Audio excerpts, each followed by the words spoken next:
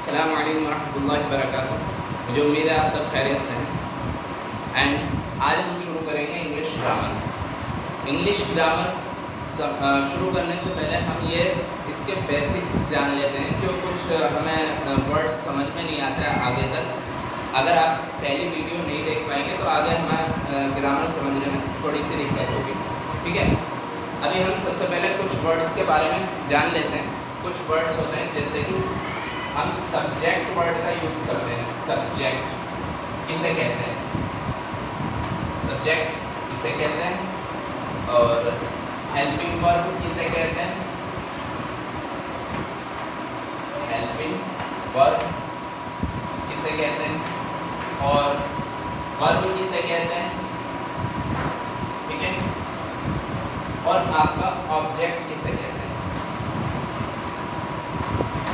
ये हमारे पास 4 वर्ड्स हैं जिनके बारे में आज हम समझेंगे। सबसे पहला काम हमारा सब्जेक्ट है। सब्जेक्ट किस चीज़ को कहते हैं इसको समझते हैं। सब्जेक्ट कहते हैं काम करने वाले को। अब कैसा काम करने वाला, कौन सा काम करने वाला, हमारे सामने तो कुछ भी नहीं है। सब्जेक्ट होता क्या है? सब्जेक्ट कहते हैं जो सेंटेंस के अंदर काम करता हुआ नजर आए। फॉर एग्जाम्पल मैं एक सेंटेंस बोलता हूँ। अभी हम हिंदी से इंग्लिश सीखने की कोशिश करेंगे। अगर हम इंग्लिश से इंग्लिश सीखेंगे तो हमें मुश्किल होगी, समझने में थोड़ी सी मुश्किल होगी। अगर हम हिंदी से इंग्लिश सीखेंगे तो हमें आसानी होगी। चलिए हम सबसे पहले सब्जेक्ट के बारे में समझते हैं। सब्जेक्ट कहते हैं काम करने वाले को, लेकिन कैसा काम करने वाला? जो सेंटेंस में काम कर रहा हो। फॉर एग्जाम्पल साद रोटी पका रहा है। साद क्या कर रहा है? रोटी पका रहा है। साद रोटी पका रहा है। तो साद अब इस सेंटेंस में काम कौन कर रहा है? साद कर रहा है, ठीक है। अब मान लीजिए मैंने कहा वो नाच रहा है। वो नाच रहा है। अब यहाँ पर सेंटेंस में काम करने वाला कौन है? वो काम कर रहा है, ठीक है। मान लीजिए मैंने कहा हम घर जा रहे हैं। हम घर जा रहे हैं। तो हमारा इस सेंटेंस में काम करने वाला कौन है? हम। यानी कि जो सेंटेंस में काम करने वाला होगा वो क्या होगा? हमारा सब्जेक्ट होगा। काम करने वाला, ठीक है। काम करने वाला, ठीक है। काम करने वाला सब्जेक्ट कौन होता है? काम करने वाला। क्लियर हुई बात? अब हम पहले ये समझ लेते हैं सब्जेक्ट कितने तरह के होते हैं। सब्जेक्ट कितने दूसरी चीज़ों पर अभी हम बाद में जाएंगे। पहले एक चीज़ को क्लियर करेंगे पूरी तरह। सब्जेक्ट हमारे कौन कौन से हो सकते हैं? हमारे सब्जेक्ट 2 तरह के होते हैं। Singular subject, singular subject, singular subjects और प्लूरल सब्जेक्ट।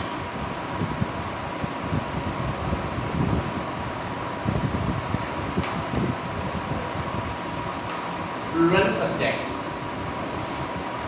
ये हमारे सिंगुलर सब्जेक्ट्स हैं। सिंगुलर सब्जेक्ट कौन कौन से हैं? ही है, शी है, किसी का नाम अगर आता है तो वो है, और इट है। ये सब क्या है? हमारे सिंगुलर सब्जेक्ट हैं। और प्लूरल सब्जेक्ट क्या क्या है? आई है, यू है, वी है और दे। ये हमारे प्लूरल सब्जेक्ट है। बट आई क्या है? एक स्पेशल कैंडिडेट है। ये याद रखिएगा। हम लिख तो प्लूरल सब्जेक्ट्स में रहे, लेकिन ये स्पेशल कैंडिडेट है। जब हम पास्ट में इसकी बात करते हैं, यानी अगर हम मैं खाना खा रहा था, मैं खाना खा रहा था, यहाँ पे मैं आ रहा है यानी आई आ रहा है। अब ये आई जो है पास्ट के लिए यूज हो रहा है, तो पास्ट में हम इसको सिंगुलर मानते हैं। क्लियर हुई बात? ये हमारे सिंगुलर सब्जेक्ट्स हैं, ये हमारे प्लूरल सब्जेक्ट्स हैं। सब्जेक्ट किसे कहते हैं? सब्जेक्ट कहते हैं काम करने वाले को, जो सेंटेंस के अंदर काम करता है। क्लियर? अब हमारे कुछ सब्जेक्ट्स ये हैं, कुछ सब्जेक्ट्स ये हैं। ये हमारे सिंगुलर होते हैं। सिंगुलर का मतलब सिंगल होना, यानी एक होना। और प्लूरल का मतलब एक से ज़्यादा होना। अब आप सोच रहे होंगे मैं, यानी मैं अगर कहूँ तो मैं तो अकेला ही हूँ, तो फिर ये सिंगुलर में क्यों नहीं है। अब मान लीजिए कभी कभी हम क्या करते हैं, अपने आप को हम के वर्ड से यूज़ करते हैं। इसी तरह इंग्लिश में भी क्या है, इंग्लिश में आई को हम प्लूरल के तौर पे यूज़ करते हैं। फॉर एग्जाम्पल मैंने किसी बच्चे से पूछा आप काम करके क्यों नहीं लाए, उसने कहा हम हम नानी के घर गए थे। हम, यानी वो अपने बारे में बता रहे हैं, मैं नानी के घर गया था, लेकिन उसने क्या यूज़ किया, हम। अगर मान लीजिए और भी बहुत सारे एग्जाम्पल्स हैं, जैसे तुम क्यों नहीं आए, हम खेल रहे थे, हम खेल रहे थे, यानी वो अपने बारे में बता रहा है, मैं खेल रहा था, लेकिन उसने क्या यूज़ किया, हम यूज़ किया। इस तरह हम हिंदी में भी करते हैं, इसी तरह इंग्लिश में भी ऐसा ही है। ठीक है, तो आई क्या है, आई स्पेशल है। स्पेशल का मतलब ये आई प्लूरल में भी यूज़ होता है और सिंगुलर में भी यूज़ होता है। क्लियर हुई। सिंगुलर में कब यूज़ होगा आई सिंगुलर में तब यूज़ होगा जब हम पास्ट का सेंटेंस बनाएंगे। क्लियर हुई बात। पास्ट के सेंटेंस में हम आई को सिंगुलर मानते हैं, बाकी प्लूरल की लिस्ट में लिखते हैं, यानी प्लूरल माना जाता है। क्लियर हो गई बात। ये हमारे सिंगुलर सब्जेक्ट्स हैं, ये हमारे प्लूरल सब्जेक्ट्स हैं। क्लियर। नेक्स्ट आगे चलते हैं। अगला है हेल्पिंग वर्ब। मुझे उम्मीद है सब्जेक्ट समझ में आ गया होगा। अब हम हेल्पिंग वर्ब समझते हैं।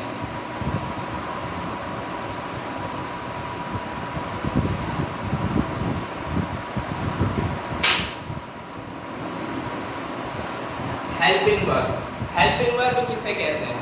हेल्पिंग वर्ब कहते हैं उन वर्ड्स को जो हमें समय की पहचान कराएं, यानी टाइम बताएं। और टाइम कितने तरह का होता है? टाइम होता है 3 तरह का, प्रेजेंट, पास्ट और फ्यूचर। ये 3 तरह का हमारे पास टाइम होता है। ठीक है, प्रेजेंट, पास्ट, फ्यूचर, 3 तरह का टाइम होता है। हेल्पिंग वर्ब उन वर्ड्स को कहते हैं जो हमें समय की पहचान कराएं, समय की पहचान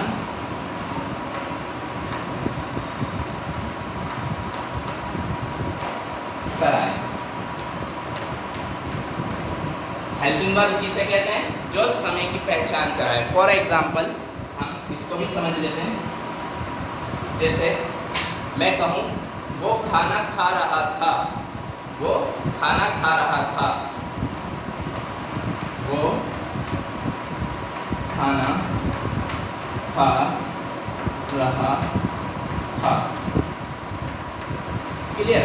अब यहाँ पर ये जो आखिरी वर्ड है, अगर मैं यहाँ पर चेंज करके कर दूँ वो खाना खा रहा है, तो क्या हुआ? टाइम चेंज हो गया। जो ये आखिरी वर्ड है, इसकी वजह से हम पहचान पा रहे हैं कौन सा समय है। अगर मैं कहूँ वो खाना खा रहा होगा, तो ये क्या है? फ्यूचर में पहुंच गए हम। अभी क्या है सेंटेंस? वह खाना खा रहा था, तो यानी कि पास्ट में अभी सेंटेंस। अगर मैं कहूँ वो खाना खा रहा है, तो प्रेजेंट में आ गए। वो खाना खा रहा होगा, फ्यूचर में चले गए। तो जो वर्ड्स हमें समय की पहचान कराएं वो क्या है? हेल्पिंग वर्ब है। अभी तो हमने हिंदी में बात की, अगर हम इंग्लिश में देखें तो क्या क्या हो सकते हैं हेल्पिंग वर्ब? हम होते तो बहुत सारे हैं, बट हम कुछ लिख लेते हैं, जैसे कि इज, एम, आर, वाज या वर, और आपका विल, शैल, इस तरह से बहुत सारे वर्ड्स होते हैं हमारे जो कि हेल्पिंग वर्ब कहलाते हैं। ये आपका एग्जाम्पल था हेल्पिंग वर्ब। ये वर्ड्स क्या हैं? हेल्पिंग वर्ब्स हैं जो हमें इंग्लिश में यूज़ करने होते हैं। सिर्फ हम इतना ही समझेंगे, हेल्पिंग वर्ब के बारे में ज़्यादा यूज़ नहीं है इनका, लेकिन फिर भी हमने समझ लिया। ठीक है, अब बात आती है वर्ब की। वर्ब किसे कहते हैं? हमने हिंदी में पढ़ी है क्रिया और उर्दू में हमने पढ़ा है फ़ैल, ठीक है।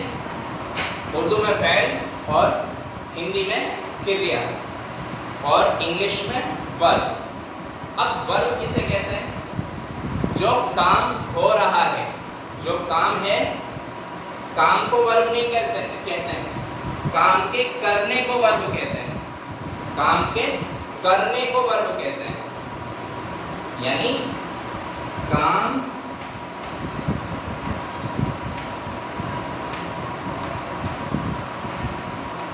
करने, काम के करने को वर्ब, काम के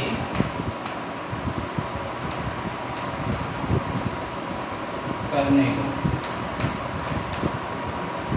काम के करने को हम वर्ब कहते हैं। वर्ब किसे कहते हैं हम? काम के करने को। फॉर एग्जाम्पल, मैं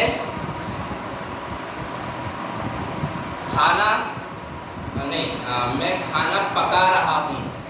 खाना वर्ब नहीं है, खाना क्या है? काम है हमारा, लेकिन पकाना जो है काम है। अब काम के करने जो वर्ब है हमारी, वो क्या है? काम का करना वर्ब है, काम वर्ब नहीं है। मैं क्रिकेट खेल रहा हूँ। मैं क्रिकेट खेल रहा हूँ। क्या काम कर रहा हूँ? क्रिकेट का काम कर रहा हूँ। लेकिन मैं क्रिकेट क्या है? वर्ब नहीं है। वर्ब क्या है? खेलना वर्ब है। बात समझ आ रही? काम के करने को वर्ब कहते हैं। जो भी काम है, खेलना क्या है? काम है, तो काम के करने को वर्ब कहते हैं, ना कि उसके नाम को। क्लियर हुई बात? अब इसमें जो हमारी वर्ब होती हैं, 3 फॉर्म में होती हैं, first form, second form and third form, ठीक है। इसको समझ लेते हैं। वर्ब की फर्स्ट फॉर्म, अब ये हमारे पास बहुत सारी होती हैं, अनलिमिटेड होती हैं, और इन्हें हमें धीरे धीरे थोड़ी थोड़ी रोज़ याद करनी है, जिससे कि हम काफ़ी ज़्यादा अपनी वोकैबुलरी को बढ़ा सकें। फॉर एग्जाम्पल, हम आसान से शुरू करते हैं। गो क्या है? जाना। क्या है? वर्ब है। अच्छा, वर्ब कहते किस चीज़ को है? पहले हम हिंदी में जान लेते हैं। जैसे आना, जाना, खाना, पीना, उठना, बैठना, ये सब क्या है? वर्ब है। आना, जाना, बैठना, उठना, खाना, दौड़ना, रोना, सोना, पीना, खाना, ये सब वर्ब है, जिनके आखिर में ना पर ख़त्म होती हो, वो वर्ब्स होती हैं। अब उनका रूप, जैसे अब मैंने कहा खाया, ये पास्ट में रूप हो गया, उसका पास्ट में चला गया, यानी खाना खाया, ये है तो वर्ब, लेकिन सेकंड फॉर्म में है उसकी। अगर वो फर्स्ट फॉर्म में होगी तो वो खाना कहलाएगी, ठीक है। अभी फिलहाल हम इस पर हैं। फर्स्ट फॉर्म है गो, सेकंड फॉर्म है वेंट, और थर्ड फॉर्म है गॉन, ठीक है। First, second, third. इसी तरह और भी है, जैसे कम का मतलब आना, कैम का मतलब भी आना, बट ये प्रेजेंट में, ये पास्ट में, और ये अलग अलग कंडीशंस में ये हमारा ज़्यादातर पास्ट में ही यूज़ होती है सेकंड फॉर्म, ठीक है। ज़्यादातर क्या पास्ट ही बोलते हैं इसको, क्लियर। ये फर्स्ट फॉर्म, सेकंड फॉर्म, ये थर्ड फॉर्म। अब थर्ड फॉर्म है कम, केम और फिर से कम, यानी फर्स्ट फॉर्म और थर्ड फॉर्म बिल्कुल सेम, क्लियर हुई बात। और भी बहुत सारी फॉर्म्स हैं जो हम याद करेंगे धीरे धीरे, रोज़ 2, 3, 4, 10, 20 जितनी याद कर सकते हैं हम किताब ले लेंगे, उससे हमें वर्ब्स याद करनी है। ये फर्स्ट फॉर्म, ये सेकंड फॉर्म और ये थर्ड फॉर्म, ठीक है। अब हम चलते हैं नेक्स्ट पर, और एक एग्जाम्पल के थ्रू भी समझते हैं सब चीज़ों को, बट अभी पहले हम ऑब्जेक्ट को और समझ लेते हैं, फिर एक एग्जाम्पल के थ्रू सारी चीज़ें समझेंगे दोबारा से। अब ऑब्जेक्ट क्या चीज़ होती है? ऑब्जेक्ट उस चीज़ को कहते हैं जिस पर काम किया गया हो। ऑब्जेक्ट कहते हैं जिस पर काम किया गया हो।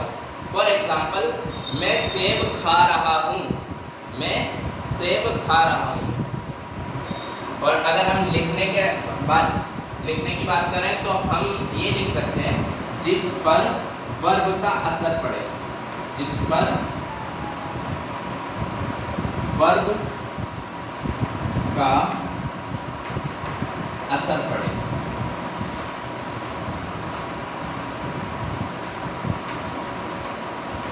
जिस पर वर्ब का असर पड़े वो क्या है? वो हमारा ऑब्जेक्ट है। ऑब्जेक्ट किसे कहते हैं? जिस पर वर्ब का असर पड़े। जैसा अभी हमने एग्जांपल लिया था, मैं सेब खा रहा हूँ।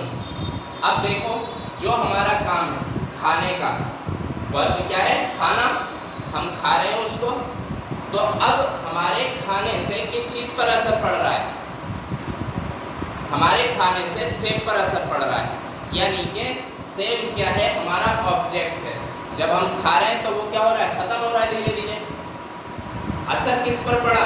सेब पर पड़ा। तो यानी कि हमारी वर्ब का जिस चीज पर असर पड़ रहा है वो हमारा ऑब्जेक्ट है। क्लियर हो गई बात? चलिए नेक्स्ट देखते हैं। हम इसको सबको एक साथ एक सेंटेंस में देखते हैं। फॉर एग्जाम्पल, अब मैंने एक सेंटेंस लिखा जो अभी मैं बोल रहा था, उसी को लिख लेते हैं। मैं सेब खा रहा हूँ, मैं सेब खा रहा हूँ। ये हमारा सेंटेंस है। अब मुझे ये पता करना है कि इसमें सब्जेक्ट क्या है, हेल्पिंग वर्ब क्या है, वर्ब क्या है और ऑब्जेक्ट क्या है। चलिए सबसे पहले सब्जेक्ट की बात करें। सब्जेक्ट क्या है? काम करने वाला। तो काम करने वाला कौन है? मैं। और मैं क्या रहा फिर? मेरे लिए सब्जेक्ट रहा। क्लियर? और फिर बात करें तो आगे क्या है? Helping verb. हेल्पिंग वर्ब किसे कहते हैं? हेल्पिंग वर्ब कहते हैं समय की पहचान कराने वाला। समय पहचान कराए जो, वो क्या है? हमारी हेल्पिंग वर्ब। तो हम इस वर्ड से क्या कर रहे हैं? समय की पहचान कर रहे हैं। यानी हूँ, अगर मैं कर दूँ यहाँ पर था तो क्या हो जाएगा? ये पास्ट का सेंटेंस हो जाएगा। मैंने बताया था समय 3 तरह के होते हैं, प्रेजेंट, पास्ट, फ्यूचर। 3 तरह के सेंटेंस मतलब टाइम होते हैं। तो हमारे पास अभी कौन सा टाइम है? प्रेजेंट टाइम है। और ये क्या है? हेल्पिंग वर्ब है हमारी, हेल्पिंग वर्ब, H और V हेल्पिंग वर्ब। ठीक है। इसी तरह वर्ब, वर्ब क्या है? इसमें वर्ब है क्या काम किया जा रहा है। इसमें क्या काम किया जा रहा है? खाने का काम किया जा रहा है। तो ये खा जो है क्या है? वर्ब है। यानी ईट, खाने, ईट, एट, ईटन। अगर हम ईट की फॉर्म लिखना चाहें, ईट, एट और eaten. First form, second form and third form. Clear हुई बात? आगे देखते हैं। तो यहाँ सेब, सेब क्या है? सेब है हमारा ऑब्जेक्ट, क्योंकि इस पर काम किया जा रहा है। ये हमारा ऑब्जेक्ट है। लिख देते हैं ऑब्जेक्ट। और ये वर्ब। क्लियर हो गई बात यहाँ तक? मुझे उम्मीद है ये सारी चीज़ें समझ में आ गई होंगी। और अभी हम नेक्स्ट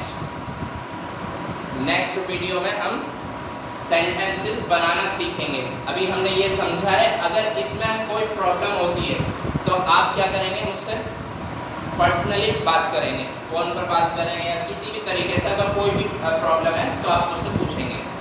इसी तरह के कुछ सेंटेंसेस मैं दूंगा आपको, जैसे कि ये सेंटेंस है। इसी तरह के कुछ सेंटेंसेस मैं आपको होमवर्क के तौर पर दूंगा, फ़ोटो खींचकर। ठीक है? और वो आपको क्या करना है, उसमें ये बताना है कि इसमें ऑब्जेक्ट क्या है, वर्ब क्या है और सब्जेक्ट क्या है, हेल्पिंग वर्ब क्या है। ये चारों चीज़ें आपको समझ में आ जानी चाहिए।